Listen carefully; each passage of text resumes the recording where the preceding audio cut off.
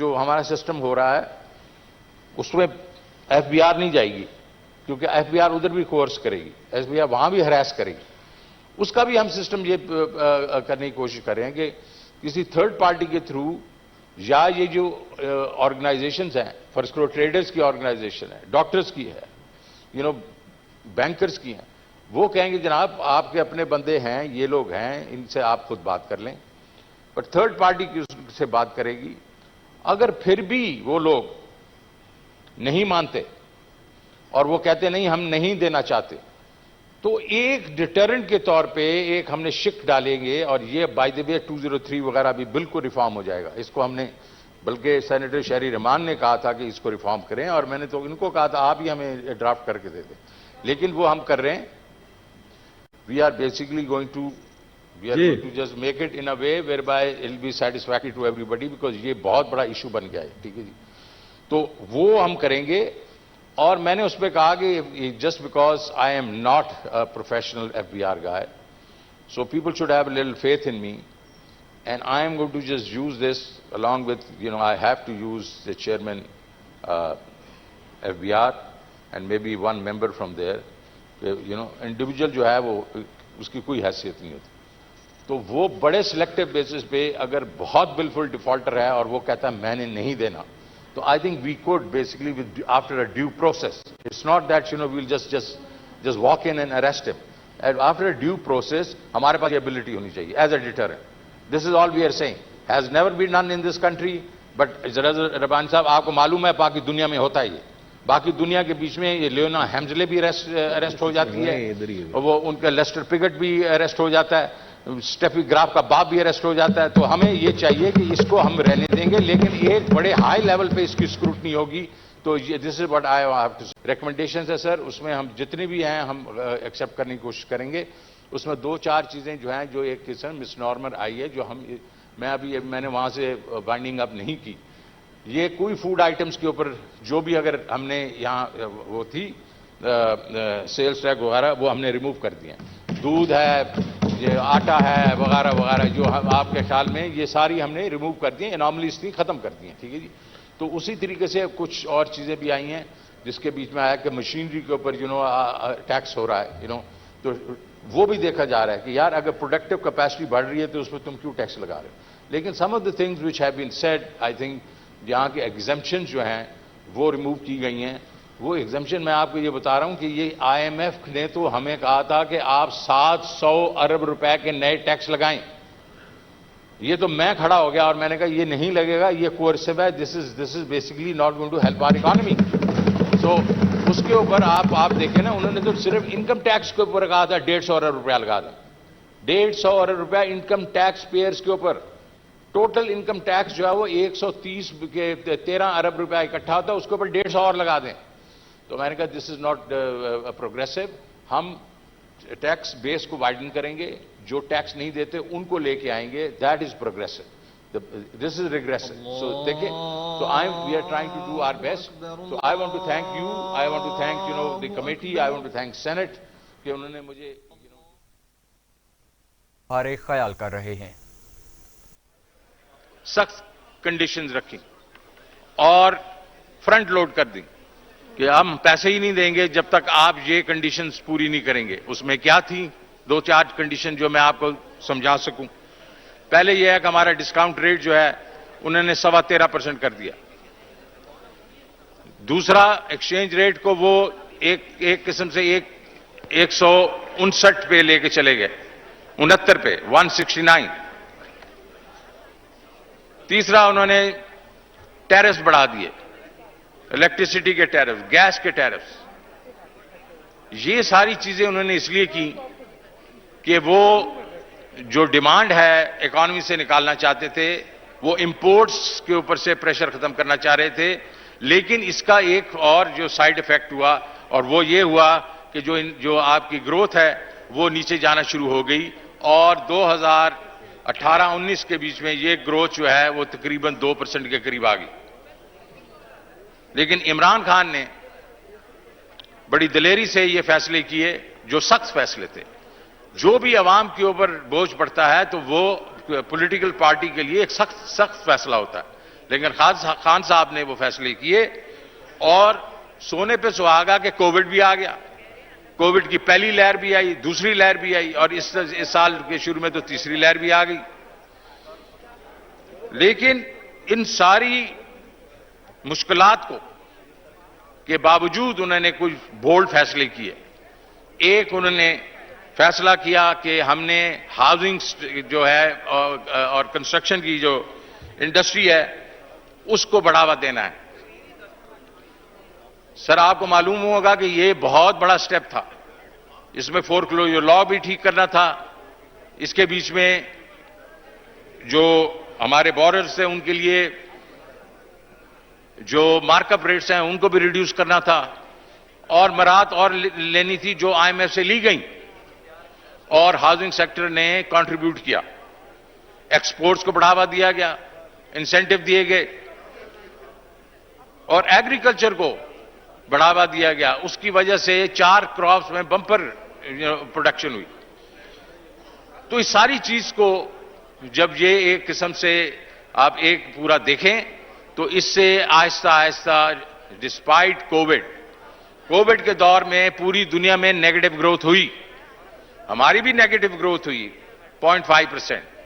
लेकिन इस साल जब 20-21 का जब बजट बन रहा था तो हुकूमत पाकिस्तान ने कहा हमारी 2.1% ग्रोथ होगी। लेकिन अल्लाह का फजल हुआ, ये जो स्टेप्स लिए गए, खान साहब ने जो इंटरवेंशंस की उसकी और कोविड को जिस तरीके से हैंडल किया गया, ये उसकी पूरी दुनिया में तारीफ हुई कि स्मार्ट लॉकडाउन हुए, टोटल लॉकडाउन से इनहराफ किया गया ताकि मजदूरों को मजदूरी मिलती रहे, कारखाने चलते रहें। उसकी वजह से हमारी इस दफा ग्रोथ जो है वो तकरीबन 4% पे पहुंच गई है और ये हमने 2% कहा था, आईएमएफ ने 1.3% कहा था, वर्ल्ड बैंक ने 2% कहा था, तो हमने उससे डबल करके दिखा दी। जनाब स्पीकर, अब के क्योंकि हम स्टेबलाइज कर चुके हैं, ग्रोथ भी आना शुरू हो गई है, लेकिन अब हमारी स्ट्रैटेजी है कि हमने तरक्की और करनी है, ग्रोथ स्ट्रैटेजी पे ही इन्हिसार करना है। क्योंकि जब तक ग्रोथ नहीं होगी, माशी इकोनॉमिक ग्रोथ नहीं होगी, इकोनॉमी का पहिया नहीं चलेगा, ना नई जॉब्स आएंगी, ना इनकम लेवल्स बढ़ेंगे। और इसकी वजह से हमने कहा कि इस दफा जो हम तरक्की करेंगे वो जामे और पायदार मुआशी तरक्की करेंगे, which means inclusive and sustainable growth.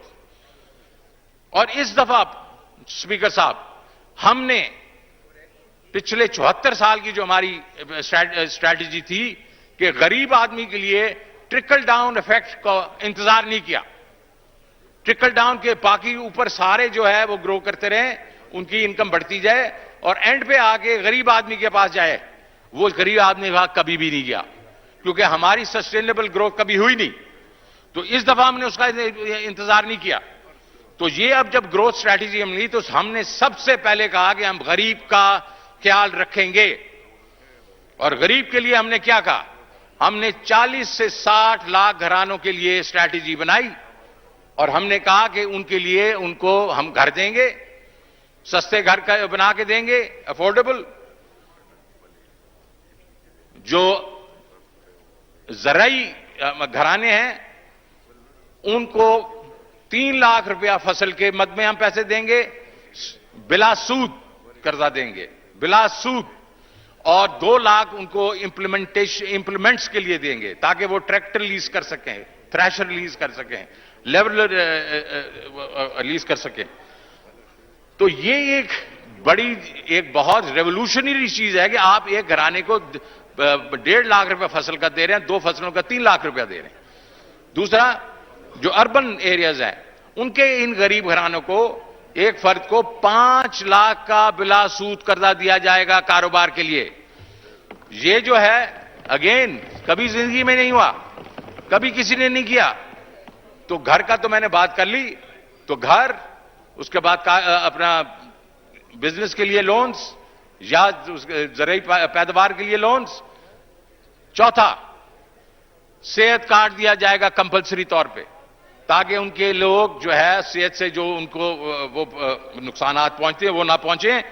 और पांचवी चीज जनाब स्पीकर, उस घराने में एक शख्स को हम देंगे ट्रेनिंग, स्किल बेस्ड ट्रेनिंग तक, ताकि वो जाके नौकरी कर सके।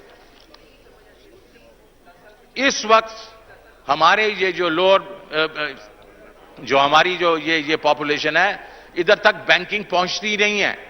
तो हमने एक तरीका कार किया है जिससे होलसेलिंग करवाएं कमर्शियल बैंक से, आगे एनजीओज ये पैसे देंगी।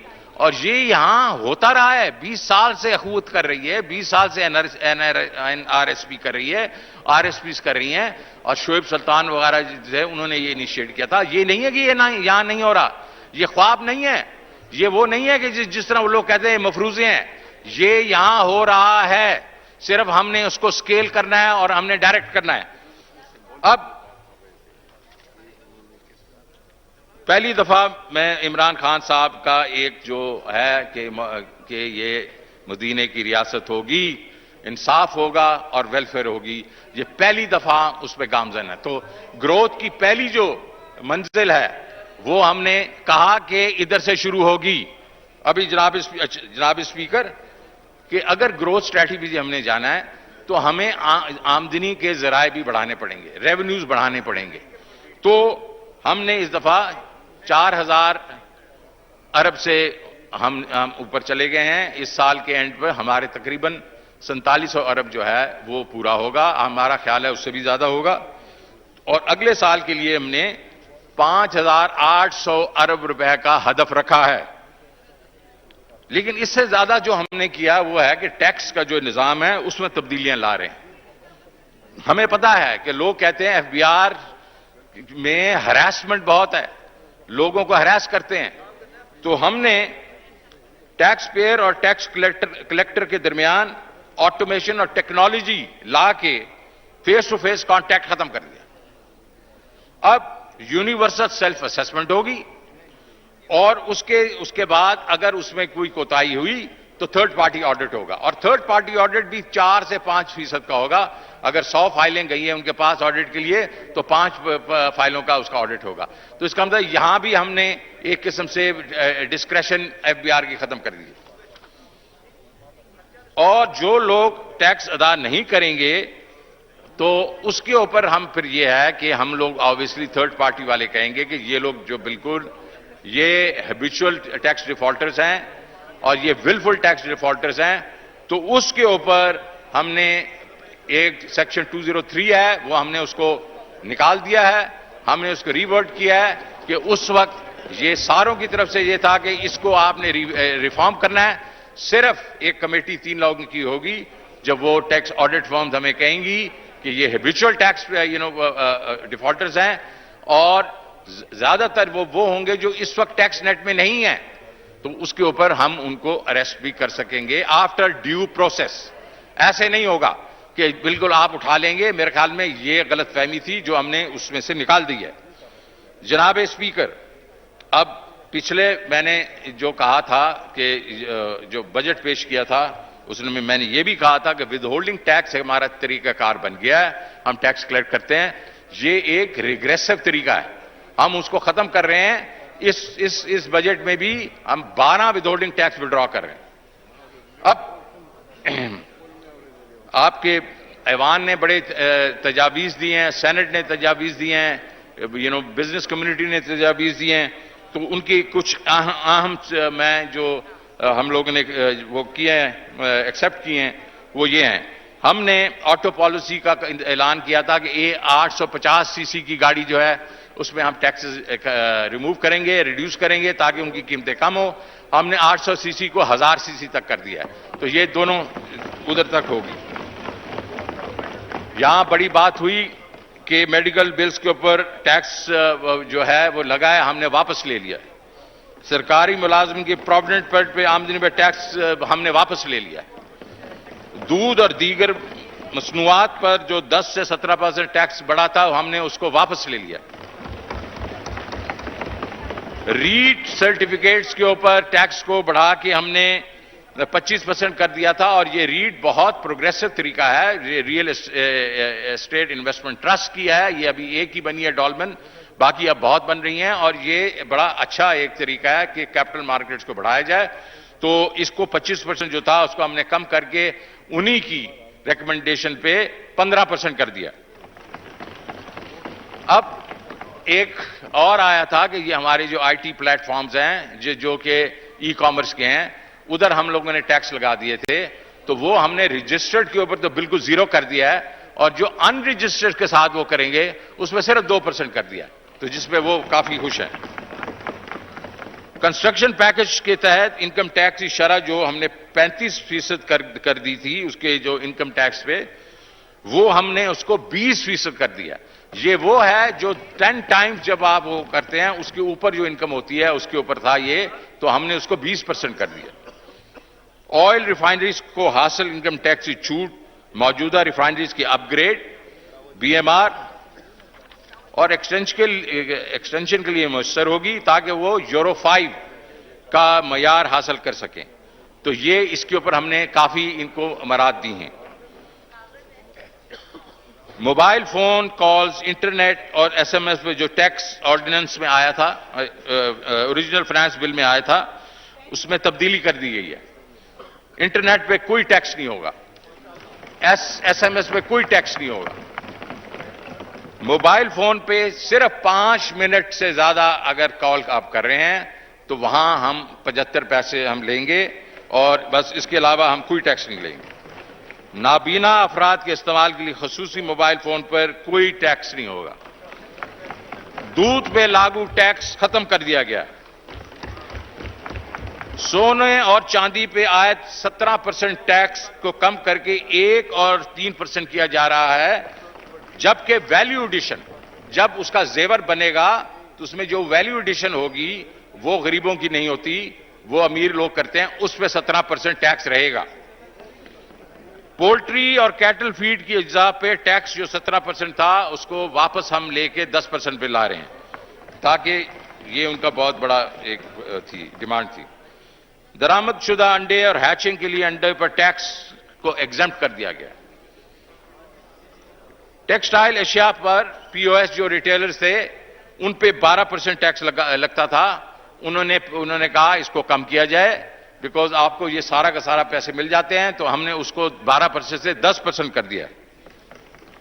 आटे और उसकी अशिया से मुतल्लिक टैक्स के नफाज से मुतल्लिक अवाम पैदा हुआ था, हमने प्रेस रिलीज में इसके जरिए इसको दूर किया है, लेकिन दोबारा वाज़ेह तौर पे बयान करना चाहता हूं कि आटे और इसकी अशिया पर कोई टैक्स नहीं लगाया गया। जनाब स्पीकर, आई थिंक इस हुकूमत ने ये जो चीजें मैंने बताई ये इनकम उसके बीच में आ गई रेवेन्यू की साइड पे। अब जो हम तरक्की करने जा रहे हैं उसके बीच में पीएसडीपी का एक बड़ा हाथ है। इस हुकूमत ने पीएसडीपी के मद में 40% इंक्रीज दिखाई है।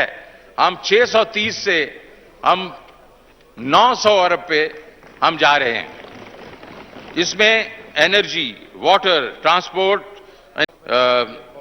एसडीजीज के ऊपर, जिसका मतलब है सेहत और आला तालीम, बलोचिस्तान की तरक्की पे, कराची ट्रांसफॉर्मेशन प्लान, गिलगित बल्तिस्तान की तरक्की, सिंध में मेरी बहन ने यहां कहा था सिंध पे कोई चीज नहीं हो रही, सिंध की 14 प्रायोरिटी डिस्ट्रिक्ट पे पैसे खर्च होंगे। और जमशुदा पख्तूनख्वा के अजला के लिए रखी गई हैं, काफी रकम रखी गई है। इन इकदामात से माशी तरक्की जो है वो होगी और गुर्बत में कमी होगी। इसी से ताल्लुक रखता है फिस्कल डिसिप्लिन।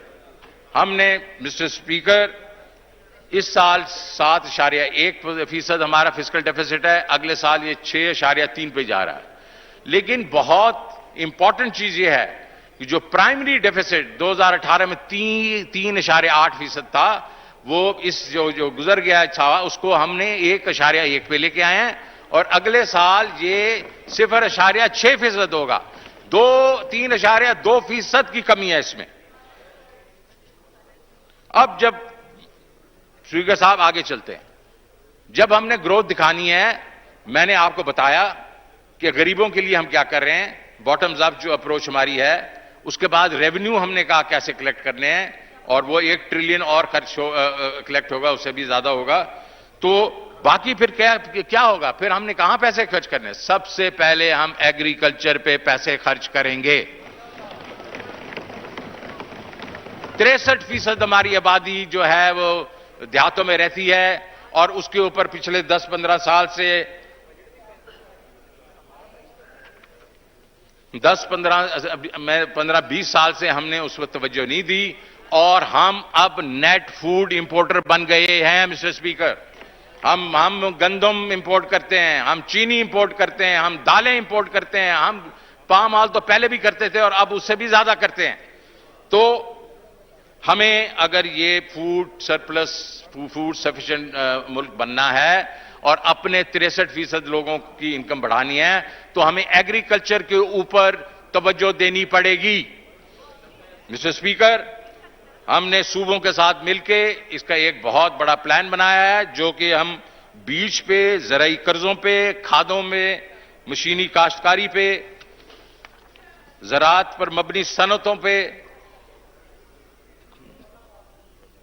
कोल्ड चेन्स बनाएंगे, जो हमारे कमोडिटीज वेयर हाउसिंग बनाई दे, स्टोरेजेस बनाएंगे, और मिडल मैन को खत्म करने के लिए एक यूनिक आइडिया हम लेके आ रहे हैं, और वो है एग्री मॉल्स। हम एग्री मॉल्स पूरे मुल्क में जाल फैलाएंगे, जिसके बीच में फार्मर अपनी चीजें भी ला सकता है, वहां कोल्ड स्टोरेजेस भी होंगे, कमोडिटी वेयर हाउसिंग भी होगी, लेकिन वहां यह भी होगा कि जो है होलसेलर भी आ सकते हैं, ताकि वो जो दरमियान का जो प्रॉफिट मार्जिन इस वक्त मिडल मैन ले रहा है, उसको हम खत्म करेंगे। इस वक्त आपको मिस्टर स्पीकर पता है कि 400 से 500% मुनाफा जा रहा है मिडल मैन के पास। तो हम इसको इनकी लेकिन इस वक्त जो मैंने बजट पेश किया था, उसके अलावा भी मैं आपको बताना चाहता हूं कि अब 25 अरब रुपया एडिशनैलिटी दे दी गई है एग्रीकल्चर को। अब दूसरी बड़ी चीज कौन सी हमारी जो जिसमें हम एम्प्लॉयमेंट देते हैं, वो है इंडस्ट्री। तो जनाब स्पीकर, हमने पिछली दफा भी सनत को फरोग देने के लिए उनके रॉ मटेरियल पे ड्यूटीज कम की थी।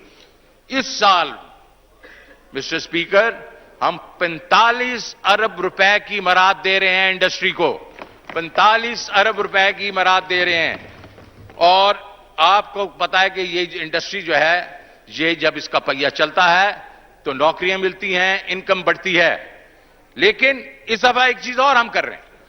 अच्छा, इसमें यह भी है कि जब आपको लोकल इंडस्ट्री को कंपेटिटिव करेंगे तो बाहर से इंपोर्ट भी कम हो जाएंगी, बिकॉज बाहर से इंडस्ट्री जो लोग प्रोडक्ट भेजते हैं, क्योंकि आपके पास अपनी इंडस्ट्री कंपेटिटिव नहीं होती तो वो सस्ती होती हैं। तो हम इसको कंपेटिटिव करने की कोशिश कर रहे हैं। अब बात आई, एक चीज सब इग्नोर करते रहते थे, और वो है एसएमई सेक्टर। एसएमई को हमने इस दफा बढ़ावा दिया है। हमारा एसएमई का जो पैकेज है, उसके बीच में फिक्स टैक्स स्कीम है, आसान टैक्स रिटर्न्स हैं, और इनकी एक्सपोर्ट पर रियायती टैक्स लागू हो गया है। तो हम एसएमई को इस दफा बढ़ावा देने की कोशिश कर रहे हैं। लेकिन इससे बड़ा प्रोजेक्ट जो आपका इसका हम एक मराद दे रहे हैं, वो ये है कि एसएमई का कोई लोन ही नहीं देता था। बैंक्स जो हैं सिर्फ 1,80,000 एसएमईज को लोन देते हैं, बड़े सारे बैंक्स मिला के। हमने इस दफा कहा है कि नहीं, ऐसे क्यों? क्योंकि ना उनका कलेक्टर होता है, उनके पास कोई ऐसी वो और चीज होती नहीं है, और बैंक इस चीज पे बड़ा सख्ती करते हैं। तो मिनिस्ट्री ऑफ इंडस्ट्री ने स्टेट बैंक और फाइनेंस मिनिस्ट्री के साथ मिलकर एक पैकेज दिया है, जो कि 100 अरब रुपए जो है इनको लोन दिए जाएंगे, जो कि क्लीन लोन्स होंगे, कोई कलेक्टर नहीं होगा, और सस्ते होंगे, 9% पे होंगे। तो ये एक सी चेंज है। ये आप समझे कि 1,80,000 है जो हम लोगों ने 1,80,000 लोन्स हैं, ये ऑलमोस्ट 50-60% एक साल में बढ़ेंगे। 2 सालों के बीच में हम इसको कम से कम 500,000 पे लेके चले जाएंगे। अब सनती इस्तेमाल की बिजली के ऊपर भी स्पेशल टैरिफ दिए गए हैं। ऑटो सेक्टर के लिए नई पॉलिसी वाज़ेह की जा रही है। हम मेरी गाड़ी स्कीम मुतारिफ कराएंगे। मिस्टर स्पीकर, एक और इसी के बीच मद में, इंडस्ट्री के मद में एक बहुत बड़ा सेक्टर है, वो है एक्सपोर्ट सेक्टर। आपको मालूम है हमारा प्रॉब्लम जब होता है, जब इकॉनमी ओवरहीट होती है, इंपोर्ट्स बढ़ती हैं, हमारा एक्सपोर्ट्स बढ़ता नहीं है उतना, तो हमारे पास डॉलर कम हो जाते हैं। तो हमने कहा एक्सपोर्ट्स एक्सपोर्ट्स एक्सपोर्ट्स। तो आप देखें हम उसके लिए क्या कर रहे हैं। पहले तो यह है कि हम जो एक्सपोर्ट ट्रेडिशनल एक्सपोर्ट्स हैं उनकी वैल्यू एडिशन में हम ज्यादा इंसेंटिव देंगे, जिसमें टेक्सटाइल है, जिसमें लेदर है, स्पोर्ट्स गुड है, उनकी वैल्यू एडिशन होती जाएगी, हम पैसे देते जाएंगे। टेक्सटाइल के बीच में हमने जो मराद दी थी पिछले साल, इस साल भी दी हैं, वो अगले साल भी हम जारी रख रहे हैं, जिसमें इलेक्ट्रिसिटी है, गैस वगैरह है, और वो इसमें बहुत खुश हैं। और एक तो ये कर रहे हैं, दूसरा ये है कि हम नई लाइंस लेके आ रहे हैं। हम उनको कह रहे हैं ये जो आपके ऑटो यूरो स्पेयर पार्ट्स हैं इनको भी एक्सपोर्ट करें, टू व्हीलर्स को भी एक्सपोर्ट करें, फार्मास्यूटिकल्स को भी एक्सपोर्ट करें, तो और चीजें जो ले आ रहे हैं ताकि एक्सपोर्ट का बेस बढ़े। फिर बड़ी बात है एक, और वो इस एक्सपोर्ट्स में वो है आईटी। तो आईटी के लोगों का इस वक्त ग्रो करिए 50% पर ईयर पे। तो हमने उनको कहा कि आप हमें बताएं कि हम आपके लिए क्या कर सकते हैं, आप इससे भी ज्यादा बढ़ावा देंगे। उनके सारे हमने मुतालबात माने, उनको टैक्स एग्जेम्पशन दे दी, उनको और इंसेंटिव दिए। हमारे ख्याल में आईटी जो है अगले 2-3 साल में 6 से 8 बिलियन डॉलर की एक्सपोर्ट करेगी। जनाब स्पीकर, फिर हमने स्पेशल और स्पेशल इकोनॉमिक जोन्स जो हैं और टेक्नोलॉजी जोन्स वो बना रहे हैं। लेकिन सबसे बड़ी जो चीज हम कर रहे हैं वो है सीपेक को हम इस्तेमाल कर रहे हैं। मेरे भाई ने यहां बात की सीपेक के ऊपर, हमने क्या कर रहे हैं इस वक्त, हम चाइना के साथ के पास बैठ के उनके जो मसाइल हैं वो मेरे ख्याल में वो तो कोई ऐसी बड़ी बात नहीं है, हमने हल कर दिए हैं। लेकिन अब हम ये चाह रहे हैं वो 85 मिलियन जॉब्स वो जो है वो सनसेट इंडस्ट्री के वियतनाम में लेके जा रहे हैं, कंबोडिया के बीच में लेके जा रहे हैं, लाओस वगैरह के म्यांमार लेके जा रहे हैं। हम कह रहे हैं आप हमारे पास लेके आए, और वो इस चीज पे तैयार हो गए हैं। और उन्होंने कहा जी आप आए, हम जो भी ऐसी इंडस्ट्री है जो आप चाहते हैं कि आप वहां रिलोकेट करें, हम उनको लेके आएंगे। लेकिन मिस्टर स्पीकर, हम चाहेंगे एक्सपोर्ट ओरिएंटेड इंडस्ट्री आए, क्योंकि हमने ये पैसे जो हमारे लगे हुए हैं इस इंफ्रास्ट्रक्चर पे, उसको हमने वापस डॉलरों में देना है। तो हमारे पास एक्सपोर्ट्स होंगी तो हम डॉलर दे सकेंगे। तो एक्सपोर्ट्स का एक बढ़ाने का एक बहुत बड़ा ये भी जरिया होगा कि हम वहां से सिर्फ चाइना से नहीं, हम बाकी मुल्कों से भी हम इन्वेस्टर लेके आएंगे इन हमारे स्पेशल इकोनॉमिक जोन से। एक और जो हमारा एक प्रोग्राम है डीएलटीएल, और वो एक्सपोर्टर्स को दिया जाता है। वो पिछले साल 10 अरब रुपए हमने दिए, इस साल हमने मिस्टर स्पीकर डबल कर दिया, उसको 20 अरब रुपया कर दिया। और ज़राअत पे मबनी सनत की तरक्की के लिए भी हम इकदाम कर रहे हैं। मिस्टर स्पीकर, अब तीसरा वो कैसा जो है जो जिसके ऊपर हम एम्प्लॉयमेंट कर सकते हैं, ला सकते हैं, अब वो है हाउसिंग सेक्टर। आपको मालूम है कि हाउसिंग जो सेक्टर है हमारा, मॉर्गेज जो है, हाउसिंग मॉर्गेजेस 1% से भी, असल में आधे फीसद से भी कम है जीडीपी का। और मैं पहले भी कह चुका हूं, वो इंडिया 10% है, थाईलैंड 24 है, मलेशिया 36 है, अमेरिका 80%। उनकी जीडीपी का 80% जो है मॉर्गेज इतना बड़ा है, हम तो आधा % हैं। और क्यों नहीं हो रहा था ये? इसलिए नहीं हो रहा था कि फोरक्लोजर लॉ ही नहीं बनता था, और सारी हुकूमत ने ट्राई किया।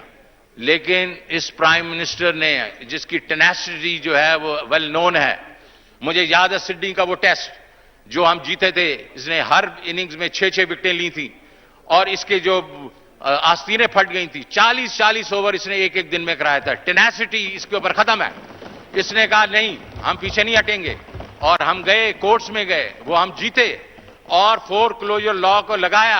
उसकी वजह से अब हर शहरी जो है वो जाके बैंकों से हाउसिंग लोन ले सकता है। मिस्टर स्पीकर, ये जो होता है, ये सेक्टर है, ये 40 इंडस्ट्रीज को खड़ा कर देता है, और इससे जो है एम्प्लॉयमेंट भी काफी लगती है, मजदूर वगैरह सारा कुछ। कंस्ट्रक्शन पैकेज जो दिया गया उससे ग्रोथ हुई, और इस दफा आपने देखा कि हमारी जो ये 4% ग्रोथ है उसमें इसका बड़ा हिस्सा है।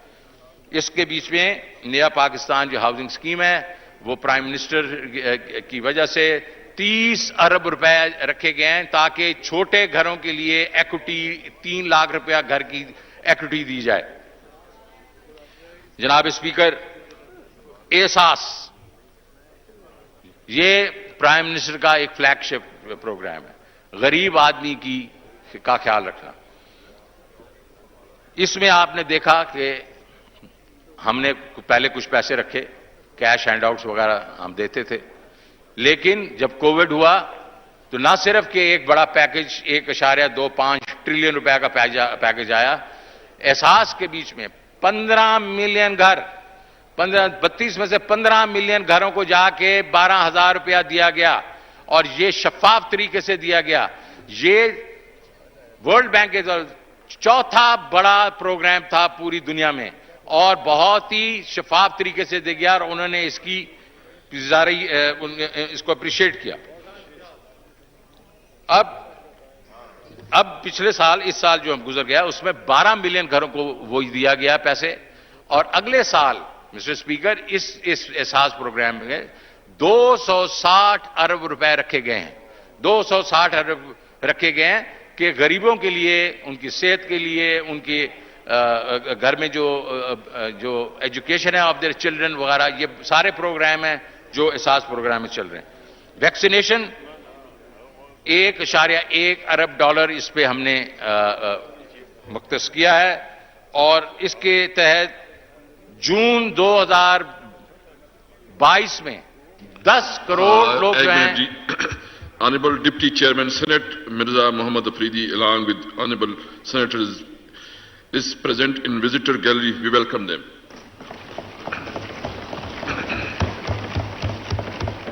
Please. So 10 करोड़ अफराद को वैक्सीनेट करने का बड़ा हदफ मुकर्रर किया गया है। E voting, prime minister Imran Khan electronic voting system को इंट्रोड्यूस करना चाह रहे हैं, बिकॉज वो समझते हैं कि मुस्तकबिल में आजाद वोटिंग के लिए इसका इजरा होना बहुत जरूरी है। मिस्टर स्पीकर, हमने इस दफा इस बजट में 5 अरब रुपया इसके लिए रखा है। पावर सेक्टर, आपको मालूम है पावर सेक्टर में हमारे मेजर इश्यूज हैं, और वो इश्यूज इसलिए हैं, स्ट्रक्चरल इश्यूज हैं, कि हमने जो कैपेसिटी बढ़ा दी है, ओवर बिल्ड कर दी है, और इस कैपेसिटी पेमेंट्स के मद में जो हमें 900 अरब रुपए की एडिशनल पैसे देने पड़ रहे हैं, जो बिजली हम इस्तेमाल नहीं कर रहे, तो उसकी वजह से हमारा सर्कुलर डेट भी बढ़ता है। क्योंकि उसके दो तरीके हैं, एक तरीका यह है कि हम सर्कुलर डेट ले जाएं और अपनी बजट में से निकाल के पैसे दे दें, या सर्कुलर डेट करें या अपने बजट में से निकाल के दे दें, और तीसरा जो है कि लोगों पर टैरिफ इंक्रीज कर दें। इमरान खान साहब ने कहा है no increase in tariff, there will be no increase in tariff, और ये हमने IMF को भी कहा है कि इस वक्त हम अपने गरीब पे बोझ नहीं डालेंगे, क्योंकि गरीब पे भी बोझ डलेगा और इंडस्ट्री भी हमारी ठप हो जाएगी। तो इसलिए इसको करने के लिए हम बड़े आउट ऑफ द बॉक्स तरीके इस्तेमाल कर रहे हैं। और अगर मेरा सवाल किया गया था कि ये सर्कुलर डेट कैसे होगा, ये अगले साल में हमारा ये सर्कुलर डेट जहां है उससे कम होगा, हम जो ले रहे हैं वो इससे कम होना शुरू हो जाएगा, और ये फ्लोज जो हैं ये नेगेटिव फ्लोज होना शुरू हो जाएंगी। कैसे होंगी? क्योंकि हमने इनकी लॉसेस को, हमने ये इनकी मैनेजमेंट चेंज कर दी है, हम इनको कॉन्ट्रैक्ट भी देने की कोशिश करेंगे, तो लॉसेस कम होंगे, रिकवरीज ऑफ जो बिल्स है वो ज्यादा होगी, तो इससे हमें ये पावर सेक्टर को हम इसको ठीक करने की कोशिश करेंगे। लेकिन ये एक बड़ा चैलेंज है जनाब स्पीकर। हमने ये भी कहा है कि जो हमारे कम आमदनी वाले लोग हैं उनके लिए हम टारगेटेड सब्सिडी करेंगे, क्योंकि हमने हाईवे बना दिया है, हमें अभी मालूम होगा कि हमने निचला तबके वाले कौन है, वो हमने टारगेटेड इलेक्ट्रिसिटी की सब्सिडी भी देंगे, हम आटे की सब्सिडी भी देंगे, और घी की सब्सिडी भी देंगे, और उसके बीच में हम शुगर की भी सब्सिडी भी देंगे, लेकिन it will be targeted. Water projects, जनाब स्पीकर, कई डेकेड से ये चीज सामने आई है कि डैम्स के बीच में के लिए कोई पैसे नहीं देता। इसलिए पैसे नहीं देते वो रखते कि ये जो है 7, 8, 10 साल के प्रोजेक्ट्स होते हैं। पॉलिटिकल पार्टी ये समझती है कि हमारे दौर में तो इन्होंने पूरा नहीं होना, तो हम इस पे पैसे क्यों खर्च करें। लेकिन prime minister Imran Khan visionary है, वो ये नहीं समझता कि मुझे आज क्या फायदा होगा, वो देखता है कि फ्यूचर जनरेशन का क्या फायदा होगा। और हमें इस वक्त पानी की किल्लत है, तो उन्होंने डैम प्रोजेक्ट्स में पैसे डाले हैं इसलिए कि आइंदा जनरेशन जो है वो कम से कम मुस्तफीज हों। हमारे पास वाटर शॉर्टेज नहीं होनी चाहिए। तो बहुत से बैंक डैम्स शुरू हुए हैं और उसमें पैसा दिया जा रहा है। जनाब स्पीकर, हमने मुआशरे के तमाम जो हमारे जो टीयर्स हैं उनके लिए एक उम्मीद का हमने बजट दिया है, ताकि वो उम्मीद जो गरीबों के पास तो थी नहीं, पहली दफा 40 लाख से 60 लाख लोग जो हैं उनके लिए एक पूरा पैकेज दिया जा रहा है। जिस तरह मदीना रियासत मदीना में था वेलफेयर स्टेट के तौर पे कि गरीब का पहले ख्याल रखा जा रहा था, तो प्राइम मिनिस्टर इमरान खान भी यही कर रहा है। हमने भी इस बजट में उम्मीद दी है, लेकिन हमने ऊपर भी उम्मीद दी है। हमने कहा कि बाकी इकॉनमी भी ग्रो करेगी और हमारा जो मिडिल क्लास है वो भी प्रॉस्पर करेगा और हमारी इंडस्ट्री और एग्रीकल्चर वो सारा प्रॉस्पर करेगा। तो ये उसके इमरान खान के मदीना की रियासत पर यकीन रखते हैं, जिसका मतलब एक ऐसी फलाही रियासत की तश्कील करना है जिसमें हर एक के साथ इंसाफ हो और गरीबों का ख्याल रखा जाए। हमने इस बजट के जरिए ऐसे इकदाम जो हैं उठाए हैं जिससे इस विजन को अमली शक्ल मिल सके और हमारा मुस्तकबिल बेहतर हो। ए अर्ज़ वतन, हम तुझे तामीर करेंगे, हम तेरा मुकद्दर तेरी तकदीर लिखेंगे। Thank you very much.